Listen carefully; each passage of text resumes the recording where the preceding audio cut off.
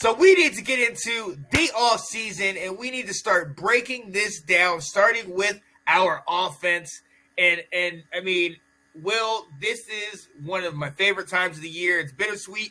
The Super Bowl, as I said earlier, ended just this past weekend. Great game, but now you're looking at those 6 months of normally it would be hibernation, but now you got the free agency. Now you got different coaching moves. You got different contracts being signed, draft preparation, draft. It all comes around full circle. I love this time of the year, and I love getting into this. And this year, I think is going to be a year that's really going to be something that we might have some really big excitement. There's been a lot of news that kind of Rivera was like, we're looking to get our guy. And, hey, Will, let's start right there. Quarterback. We see the shirt. Heineke is a great backup. Glad you didn't put that on tape. That's just, he was the guy. He's a great number 2, but we need a number 1. Do we pull the trigger with a trade and get one of these guys like Wilson? Do we go into the free agency, or do we look in the draft, man? What are we looking to do, man? Okay, all right. I mean, like you said, this is the most fun time of the NFL calendar year sometimes for some of the fans. Let's go. And you mentioned it. Ron said this is a big offseason. Year 3 is where you want to see improvement. And bottom line, he's won 7 games in each of his 2 seasons. That's not exactly what we signed up for.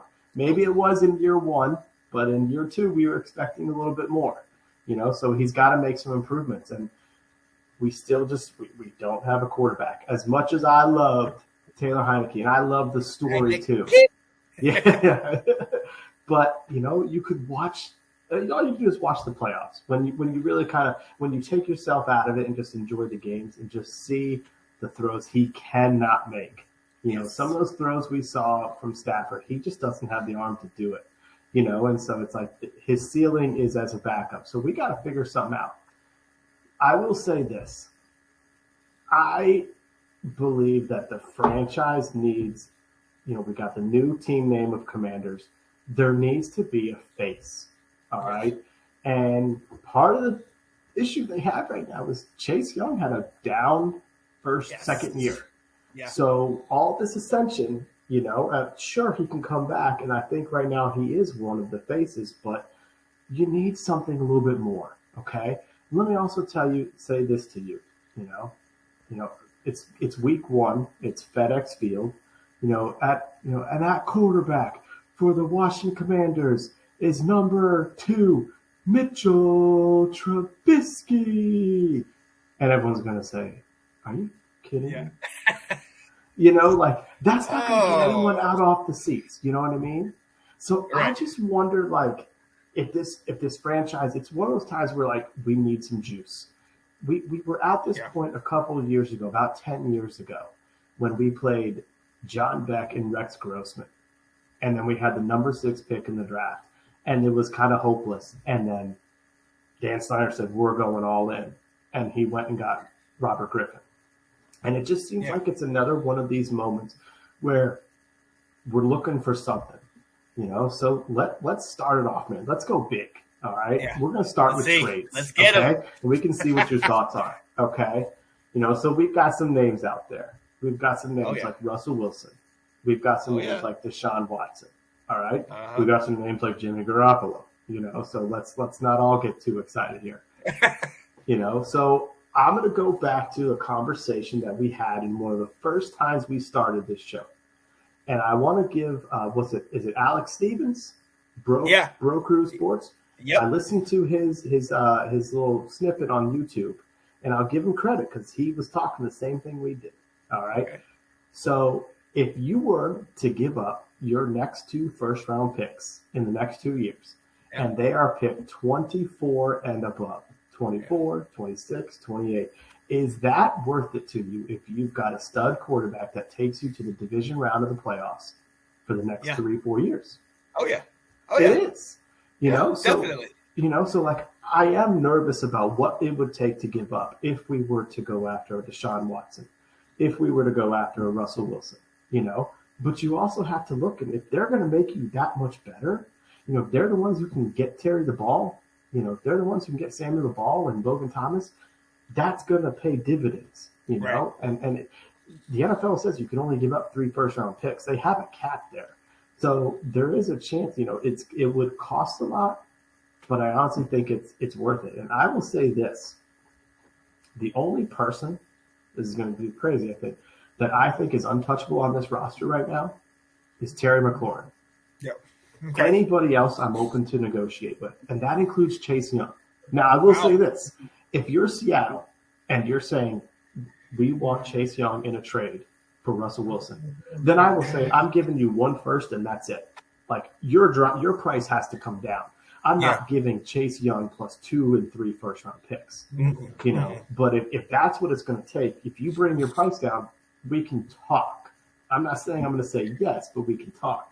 You know, but when it comes to the trades and the big names, I think we got to look really hard into it and think like, what could this bring to our team? What do you think? So I honestly, the more, and we had this conversation a lot last year about Russell Wilson, about those 2 trades, and if we get a higher, you know, we going past deeper in the in the playoffs, those picks are higher picks. That's not a bad situation, you know what I mean? And if we do a right now situation, get a Russell Wilson or something like that, I would be okay with that. I would actually love it. I don't know, Chase. I don't know if I want to get rid of Chase or even I know the trade. You know, maybe Deron Payne, maybe somebody like that, maybe you know somebody else. But yeah, you know what I mean. And that's kind of where I'm at because those picks, we can work that out and we can get. As we've seen this last draft, we actually did not do bad in the later picks. Getting John Bates, Shaka Toney, and Williams played. Cheeseman played. A lot. Jarrett Patterson, who we got after the draft. A lot of these guys had time, so we can work that out later in the draft so that those first 2 won't be so severe of a loss. And like you said, if we're getting to the playoffs, you know, if we're consistently winning the division, yes, and consistently moving on later in the year, then that's what we want. Because right now, even with the injuries, even with the last year was 4 quarterbacks, this year was kind of Heineke most of the year, we've still 7 wins. We've still kind of been in the hunt. You know, after that 4-game win streak, we were 6-6. We controlled our own destiny. We won only 1 more game, but we still controlled our own destiny in that scenario. So we've had the opportunity, especially the NFC East. The NFC East is still somewhat down. Dallas had a nice year, but I think they're going to come back to earth this next coming year. This is the time to strike while the iron's hot. And the NFC, we talked about that in all the shows. The NFC is kind of down. Aaron Rodgers, we don't know what's happening with him. Tom Brady just left. Matt Stafford, that team was a one and done, in my opinion, the Rams. So, you know what I mean? So we could really make a move right now. And I agree with you. I think somebody like a Russell Wilson would be the ideal pick. Now, I've heard other people, Kyle was saying Marcus Mariota. What do you think about that? That's not as flashy enough, but I do like his mobility. Yeah, I've never been a Mariota fan, to be honest with you. I didn't like him coming out of Oregon when Tennessee grabbed him. Something about that offense and like that just doesn't translate into the pros. So I've never been a Mariota fan. It's like when it comes to the big names, and I will say this, I don't know if Russell Wilson actually is going to force a trade. And with Pete Carroll there, I think that the likelihood may actually be less. I felt like Seattle really needed to hit the reset button. Carroll needed to retire, and that would cause Russell with a chance to go. But so it's really going to be him forcing his way out. And so I'm not sure. The other you see this draft? You see this trade that they said? De'Ami Brown, Ioannidis, Patterson, and the number 11 pick for next year for Wilson. Oh, of course. Yeah, that looks great. It's like, I mean, honestly, though, like the guy who's maybe even more worth it, although it just doesn't fit with our team at all. I mean, Deshaun Watson's 26 years old. He's going to cost $40 million next year, but he's 26 years old. Yeah. We've got the cap to absorb it, and so that's why I think you kind of look into it. I will say this. I'm completely out on Jimmy Garoppolo. And really? not just because it's not going to cost a first-round pick. So that's, right. That at least it's going to be less, because I don't see the reason to pay Jimmy Garoppolo $25 million to be the quarterback that you're going to try and draft and replace. I think that's a waste of money. I would rather go after someone, like a Mariota if you're going to, because I think it's going to cost a little bit less. Matt Ryan. What do you think about Matt? I would totally take him. Yeah. Absolutely. Yeah, now Atlanta came out saying that they weren't going to trade him because everyone's thinking like they need to move on. But I would totally take Matt Ryan for a couple of years, especially if you draft that like someone in the second round like Carson Strong, or you let him sit. Yeah, that Matt Ryan could be someone that works out well. Who have you been looking at? Personally, I've been trying to be more realistic, but like I said, I've been definitely looking at Russell Wilson. But then on the back end, I don't have an issue with Jimmy G. When he's healthy, he's a winner. He has to stay healthy, and that's a very big asterisk around him.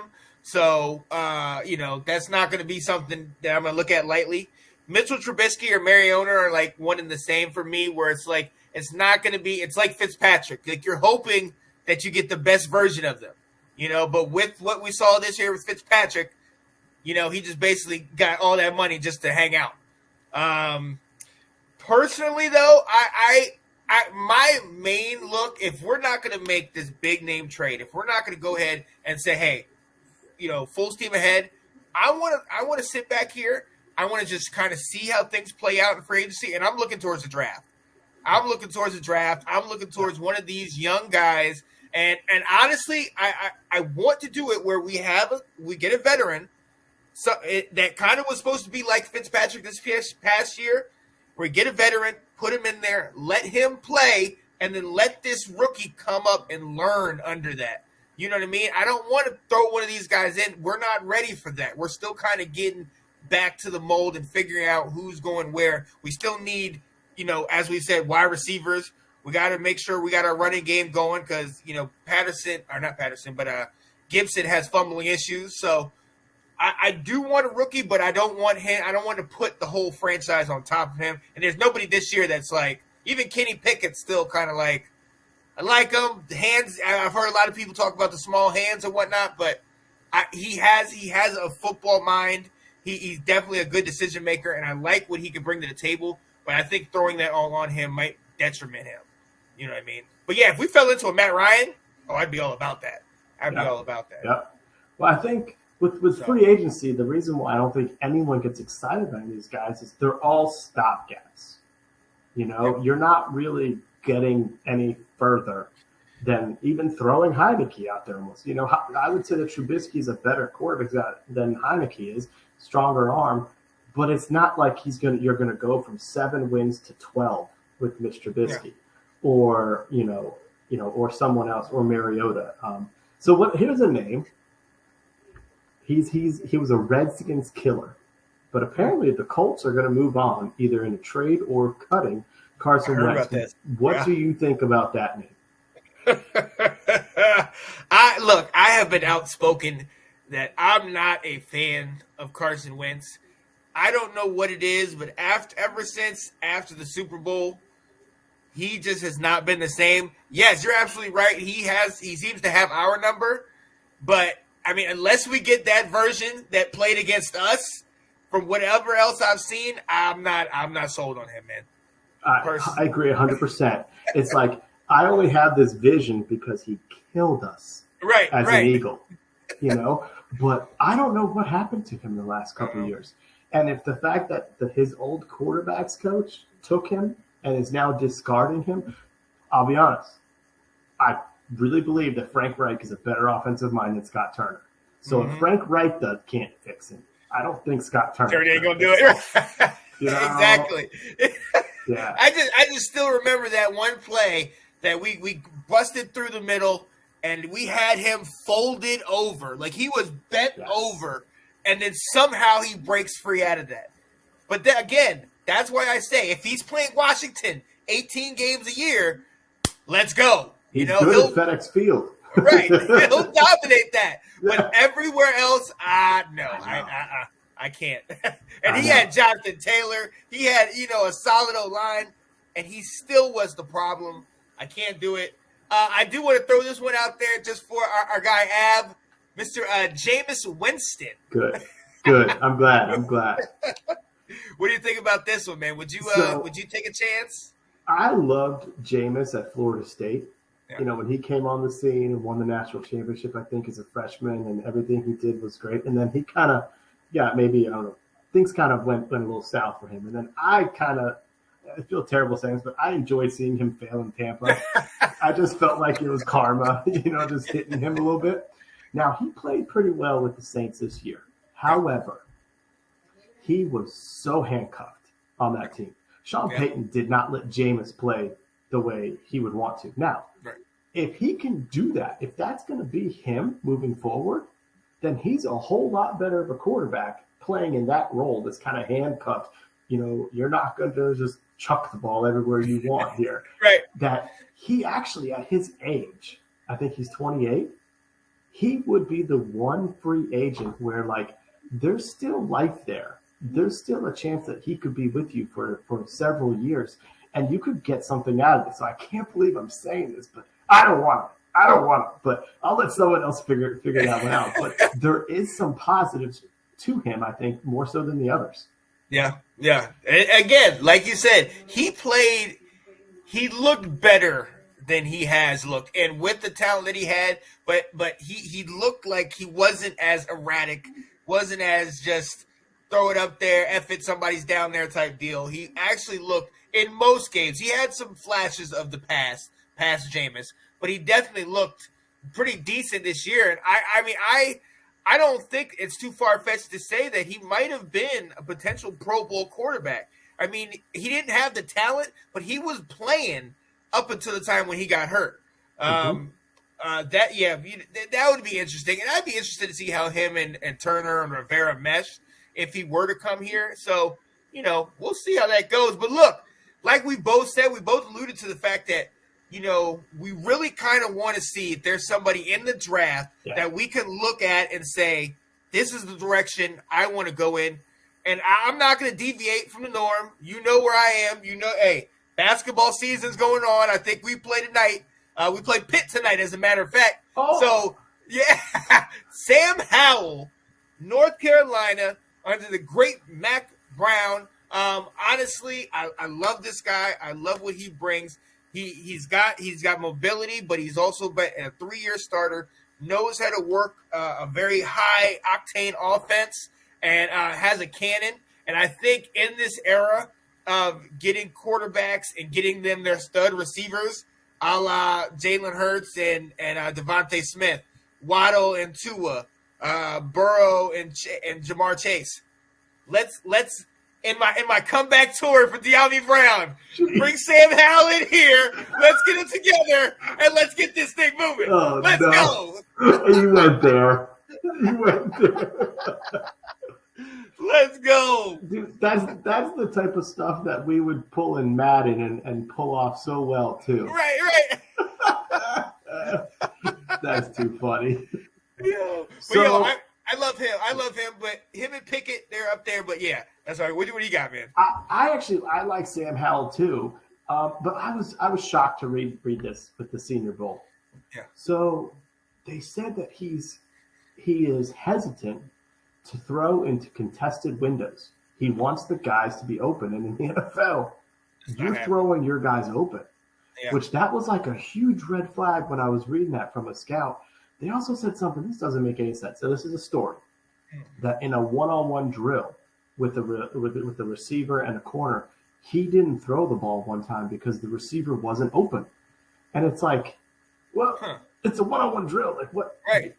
This is the purpose is practice, is reps. Right. Why aren't you giving these guys reps? And he threw the ball away or something like that. So it's like that was like a huge red flag because I was all about Sam Howell, going into it. I'm very interested in Kenny Pickett as well. Yeah.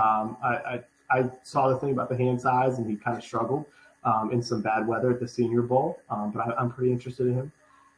One guy don't necessarily want. I'm doing it for the kid's best interest. I don't think we should go after Malik Willis. Yep, I and agree. I'll tell you why. Because I think he needs a Trey Lance redshirt year. Yeah. And I think someone said it earlier. I think it was Kyle. Atlanta would be perfect for Malik Willis, or an Atlanta situation where he can sit behind Matt Ryan for a year and learn. Yep. Let him go to a place since he's making the jump from Liberty to the pros to sit and really learn, just like Trey Lance got to before you take over. And that's not Washington. And I don't want to put the pressure on the kid. I think we already did that in 2019 when Dwayne Haskins wasn't going to be a first-round pick, but Dan Snyder made him one. And so then there was all this pressure for a kid who probably was not ready to play. And I don't want them to do that again.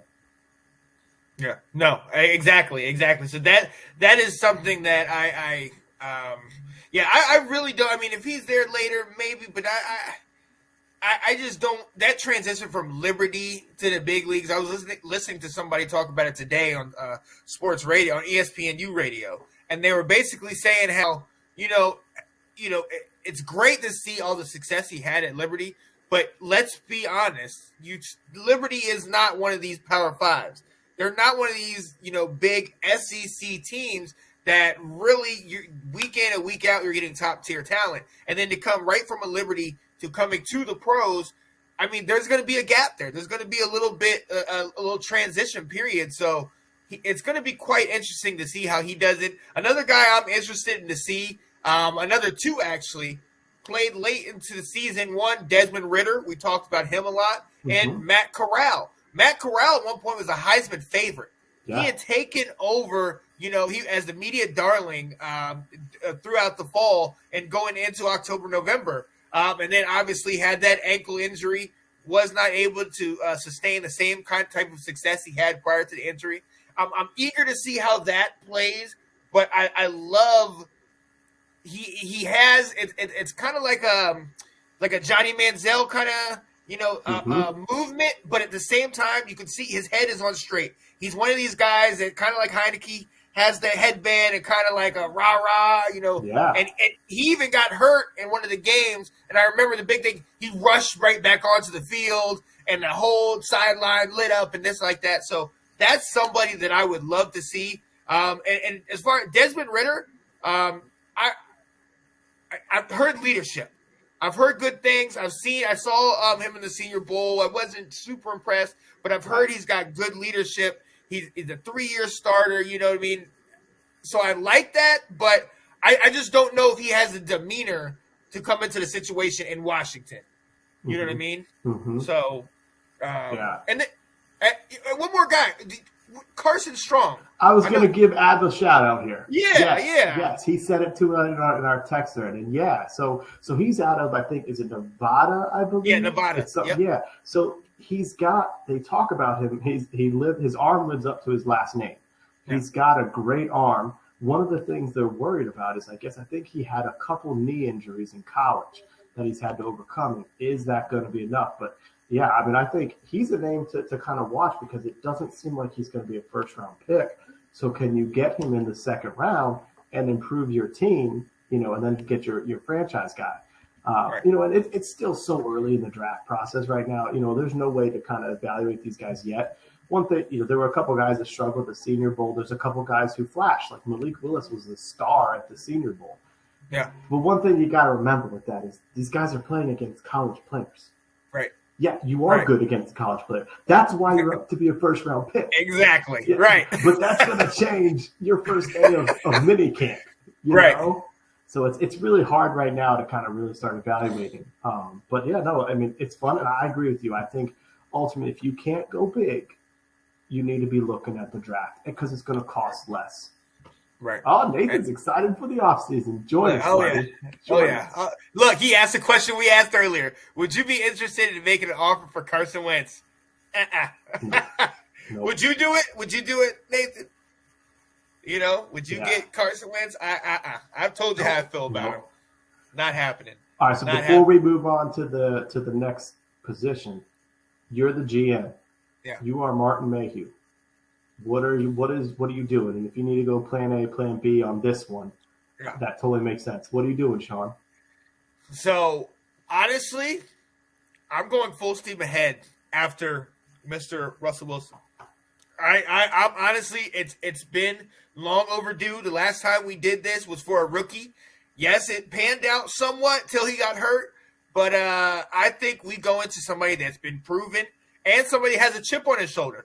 Ryan Clark, our old safety, sat here and called Mr. Russell Wilson out and said, hey, he's not elite, he's not great, he's not in that same category. I feel like Russ has a chip on his shoulder. Let's put in the necessary, picks to get this guy, and let's take that next step, man. Because if we don't, Dallas, if they keep getting it, they're going to start inching away from us, and that's not what we need. You talked about Philly having a lot of draft capital they can use. They're prepared to make some moves. We need to hit now. Mm-hmm. That's where I'm at, man. What about you? I'm with you. My plan A is make the call to Seattle, make the call to Houston, hear what they got to say. If you think you can swing it, if we can handle the picks, if there's a player that goes along with it that we can absorb that, you do it. Because Russell Wilson's going to change everything, and he's going to make everybody better. He is a 4 or 5 game difference maker out there. So that's going to flip the entire NFC East right there. My plan is go ahead. Yeah. I was going to say, and the other thing he's going to do is he's going to make people want to come to play here. He's going to make people want to come play with him. A big deal that we had from a year ago was, do you want to come and play with Washington because we have a great defense? You have a solid Terry McLaurin receiver. We get Curtis Samuel. It was that type of situation. Getting a Russell Wilson, now these big name receivers will be like, yeah, I'll go play with him. Yeah. We can do that. So what's your B? What's your So my plan B is like we've talked about. You get a veteran to then draft somebody. And the two vets I'm looking at, one of them I don't like him on the field, but I like him off the field. I think Andy Dalton would be a wonderful guy to have in the locker room to groom. Yeah. Whatever your rookie is. Because my concern is Taylor Heineke ain't going to teach this kid anything to help him. So you really need somebody in there that he can learn from. And Mitch Trubisky and Marcus Mariota, you bring in these guys' names. They're out there as much trying to prove themselves as opposed to Dalton's at that time of his career where let me teach the next guy, like he was doing in Chicago there. So he would be like a sort of stopgap. But I would do that if we got a guy like Kenny Pickett, knowing that by week 5, Pickett's in. Dalton is just here as a short-term placeholder. The other guy that I would consider as a free agent is a guy who, unfortunately, this has been his role for the past couple of years, not because he's chosen it. It's just kind of worked out that way. And he's played well, and then he always gets hurt.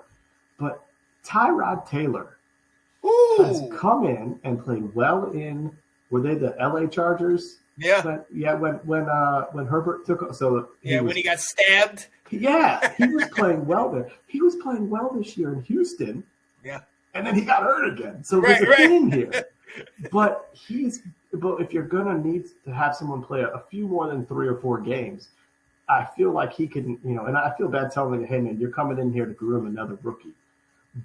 But he's done it. And he's serviceable. And most importantly, with those two guys, I think they're going to be cheap in a contract so we can spend the money elsewhere because we need to. Yeah, definitely. Yeah, I like that. I would definitely love to get one of these stopgap guys to come in here and do it. And they know you're grooming. You're in here just to bide some time for this guy. I love that. Hey, and at quarterback, we could honestly – we could talk about this for days because there's so many different options